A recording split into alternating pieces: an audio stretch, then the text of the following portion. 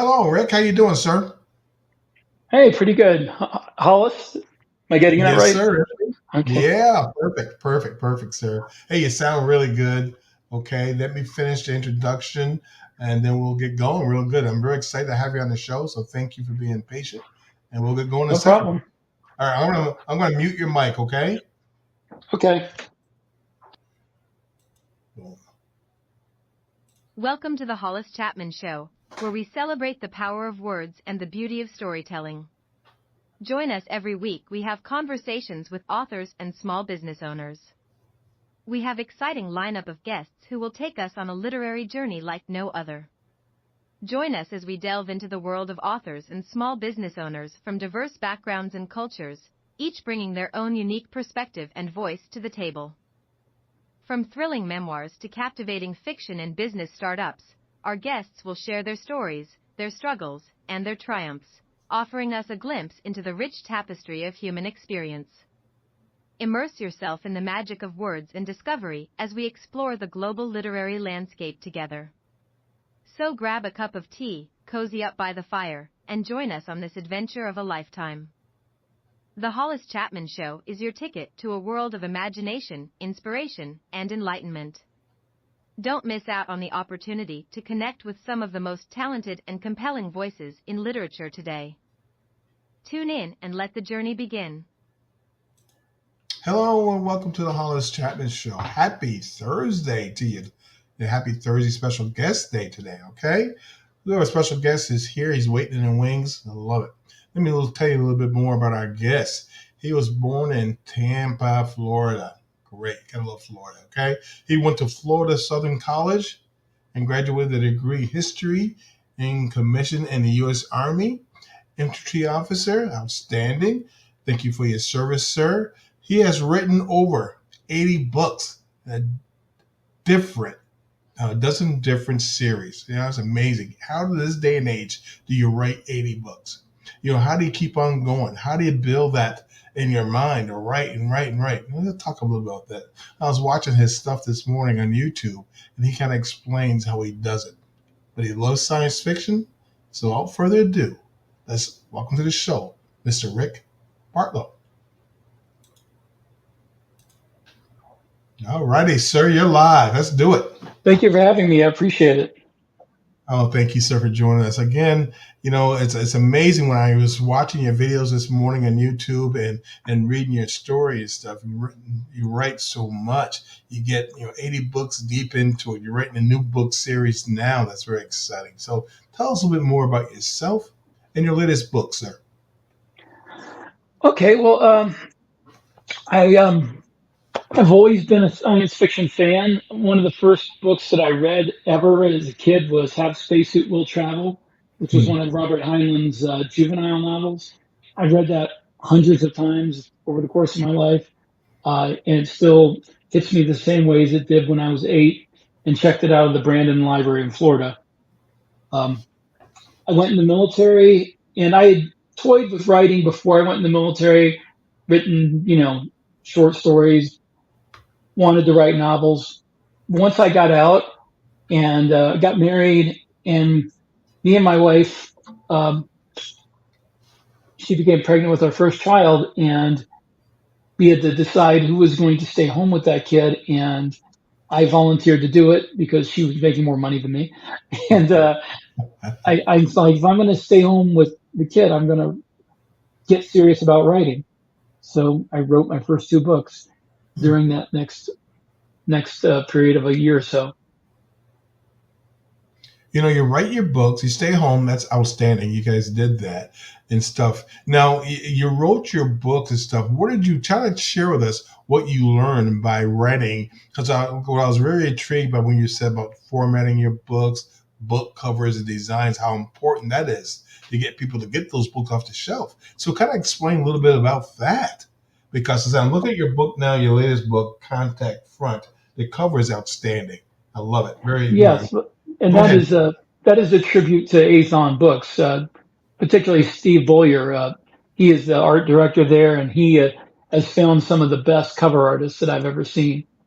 So, um, but I learned the importance of a cover. I initially when I wrote, I was I was looking to get traditionally published. I sent the book off. I had an agent. I sent the book off to Tor and Bain and all the big houses, and I didn't get published then.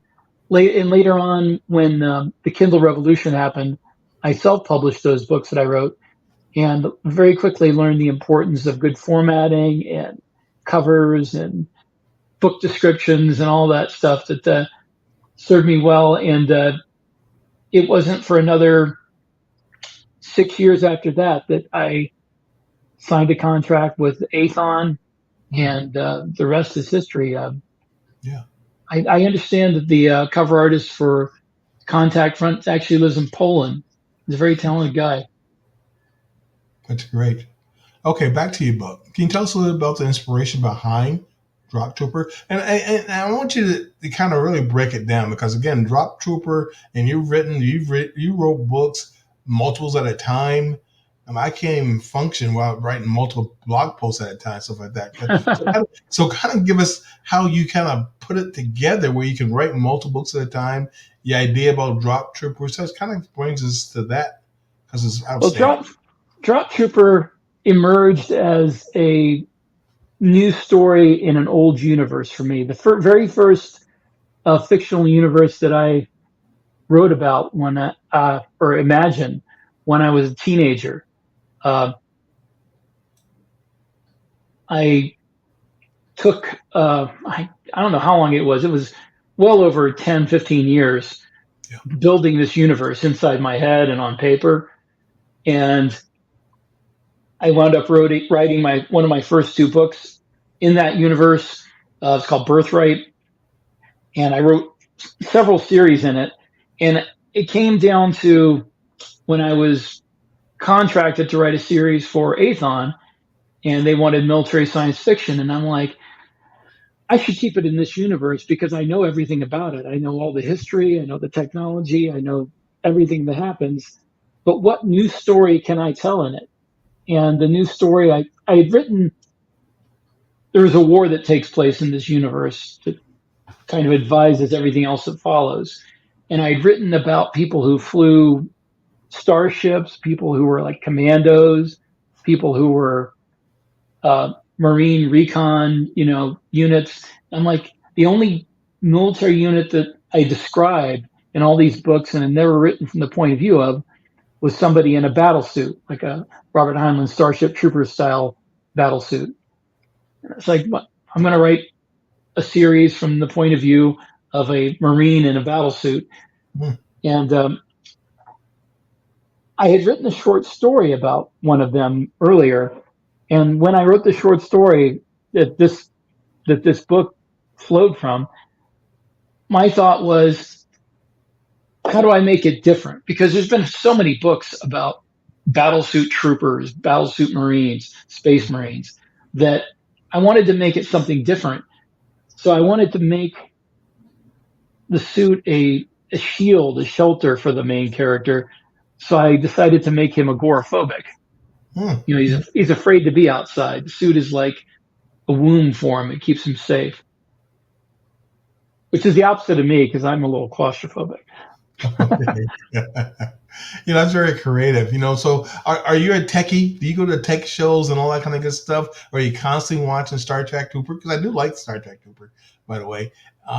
So what's your wife and your kids say? Yeah, I know I was listening to your show this morning, and your kids are out of the house now. What does she think? Oh, Rick is watching Star Trek Trooper again, or Rick has got the house full up with this little techie stuff. Are you like I, that, I or you go I was ahead? more of a techie when I was younger. Okay, Um, I still like new and exciting tech things. I'm not a luddite when it comes to adapting new technologies. right. But I guess I've kind of settled into what I like and what I feel like I need in my life as I've gotten older. So I'm not as quick an adapter as I used to be. Let's put it that way. But I am not afraid of new technology either.